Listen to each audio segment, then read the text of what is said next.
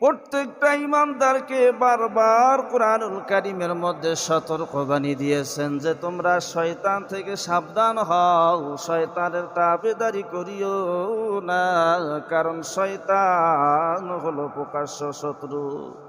কিয়ামত পর্যন্ত দুই ধরনের জিহাদ অব্যাহত থাকবে। আল্লাহ নবী বলছেন, আল জিহাদু মাদিন ইলা ইয়াউমিল কিয়ামা।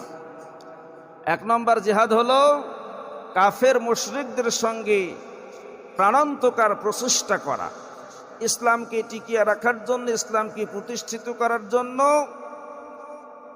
বাতিল শক্তিকে প্রতিহত করার জন্য প্রচেষ্টা করার নাম হলো জিহাদ। এটাকে জিহাদে আসগর বলা হয়। আর বড় জিহাদ হলো নফস এবং শয়তানের সঙ্গে জিহাদ করা, এটা হলো বড় জিহাদ। এটাকে বলা হয় জিহাদে আকবার।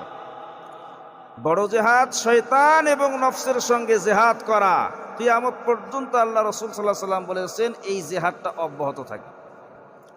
এখন পর্যন্ত কাফের মুশরিকেরা ইসলামের ক্ষতি করছে না উপকার করতেছে? কোন তো ক্ষতি করতেছে, তাদের সঙ্গে জিহাদ। আর নফস এবং শয়তানের সঙ্গে কিয়ামত পর্যন্ত জিহাদ চালু রাখতে হবে।